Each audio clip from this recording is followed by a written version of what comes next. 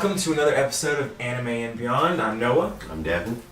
Today we're going to be reviewing episode 3, The Rising of the Shield Hero. I keep getting that messed up. Now, when I've seen it, keep getting messed up though. Alright, so what do you want to get into first? Dude, just the beginning with Raphtalia. I mean, just how much she's grown in that episode. I mean, that was just, what, 3 weeks? They said it was a week. A week since the coal mine. Yeah. So. But it was crazy. Not only how much she's, like physically, like her height grown, but just like how her maturity, but also like, she's not afraid to fight. You can tell just like by the first scene, like she's running, just killing like things like naturally. Yeah. She's not afraid anymore. So it's like, you can see like, almost like her, this freedom, this liberty from her, just to, I'm not going to be scared of anything. I'm not going to be bound by fear or anything, or by my past or anything. She's kind of like let that all go and just kind of looking forward now to, that's cool. It's cool. And everybody in the episode besides Naofumi realized that she had grown. Yeah. And it was weird because everybody's saying that it's cute, it's all this stuff. Yeah. And then like she's getting all this free stuff, like the free sword, or maybe they just got a discount. Discount on the sword, free food. Yeah. It's interesting, like since she's a demi-human, the guy was somebody was about to tell him about like, oh, it's because she's a demi-human, but she kind of interrupted. But I wonder if it has something to do with like dog years or something. Like she ages quicker. Whether it's because she's leveling up so fast, or it's because like she's a demi-human, so part animal, so like 1 year is like 7 years to her or something. If it's not because of the leveling up, I'm really interested in how this works, because like what's gonna happen when in about maybe a year or so. Like how old is she gonna be? She's gonna be, it just turn into a grandma. Yeah, I'm just like, okay, you got a year lifespan, okay. Yeah. But anyway, that's interesting. Her and both Naofumi, because he mentioned at the beginning of the episode too that he's like, I lost count of all the different abilities that I can use with this shield. Oh yeah. So, and we've seen in the episode when they fight, the wave comes and they're fighting in Loot City. You see their levels, and at the beginning of the second episode when he first got her on as a slave, it popped up. She was level 1, and then by the time they're fighting in Loot, she levels up to level 22. Yeah. He was at level 4 in episode 2, and now he's at level 19. Yeah. And that's I don't know how long the beginning of episode 2 was to the episode 3, but it makes sense because she fights more. It's definitely within a month they leveled up that much. Yeah, she fights more, and he just kind of feeds off the experience that she's gained for him. So. Yeah. But it's a good teamwork though. Yeah. It's good how that works.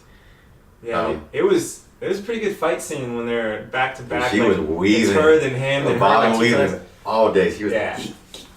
Let's go. Almost like she had Migatu no Goku or something. Yeah, she was weaving, bro, like that. I was like, I was with that.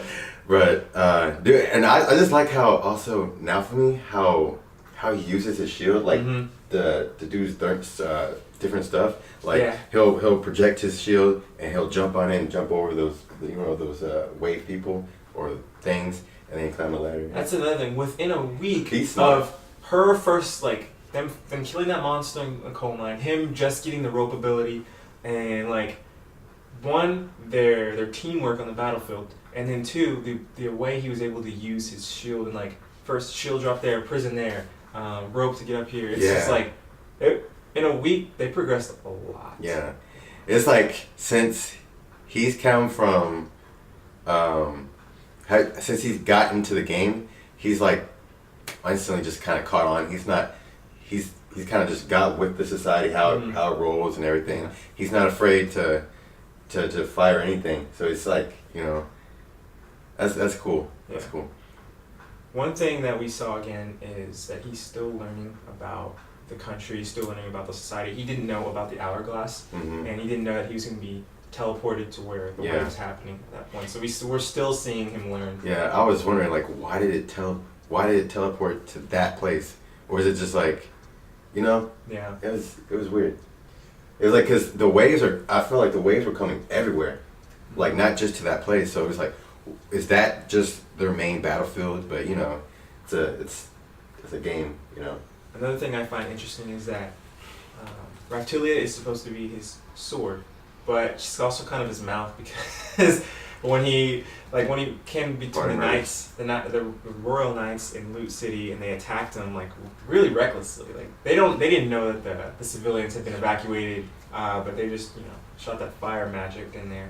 But she's like defending him there, and he doesn't like to talk. Yeah. Yeah, he tends to keep quiet. Even when he met the other heroes at the Hourglass, he still was like just like mad. Yeah, he's like, I'm not gonna give you the time of day. You know, it's not I'm even just worth it. You know, get behind me. You know, get behind me, say that. Yeah. Yeah. But I've noticed that too. Like, I think they said in the beginning that Raphtalia, that she's kind of got grown up to be like an adult. So it's like you don't have to pretend to be an adult. She's like, I'm not. Speaking her mind. Yeah, he's like, what's going on with her? Like, she's all of a sudden just starting. You know, it's cool to see the change. It's like the third episode already, and there's already this huge change already with, you know. Yeah. What did you think about?